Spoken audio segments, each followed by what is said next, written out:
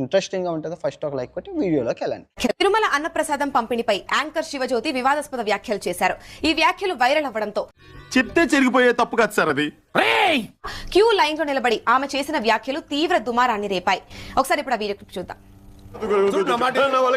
జీవితంలో ఎప్పుడు అడుక్కోలేదు, first time అడుక్కున్నాను. కానీ అడుక్కున్నా కానీ బాగుంది గైస్.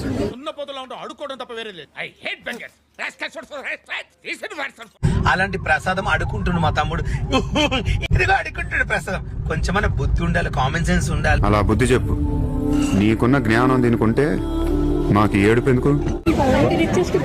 ఇంకా 436 కుబేరులో బలుపా అహంకారమా ఏం కన్ను నెత్తికొచ్చినాయా? శివజ్యోతిపై టీటీడీ కీలక నిర్ణయం తీసుకుంది. అదే ఏంటా విషయం? ఇక భవిష్యత్తులో శ్రీవారి దర్శనం చేసుకోకుండా టీటీడీ నిర్ణయం తీసుకున్నట్లు తెలుస్తోంది. ఆడికి అలాగే అవ్వాలేరా.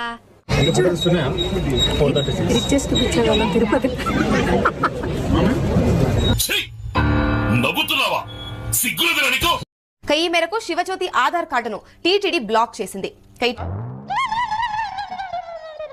అందరికి నమస్తే. నమస్కారం.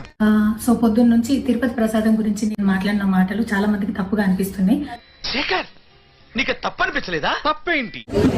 ప్రసాదం పడుకుంటుండే ఫ్రెండ్స్. ఇది కేవలం పొగరు. కొన్ని ఏరియాలో దీన్నే బల్బ్ అని కూడా అంటారు.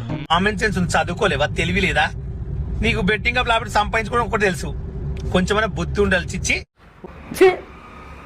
నాకు కూడా అనిపించింది అయ్యో అట్లా మాట్లాడి ఉండకూడదని. చాలా దుర్మార్గమైన కామెంట్, కరెక్ట్ కాదు. సో ఎక్స్ప్లెనేషన్ ఇచ్చే ముందే ఆ మాటలకు ఎవరన్నా హట్ అయి ఉంటే డెఫినెట్ గా సారీ చెప్తున్నాను. సారీ ప్రతి వాళ్ళు తప్పులు చేయడం సారీ అని చెప్పడం.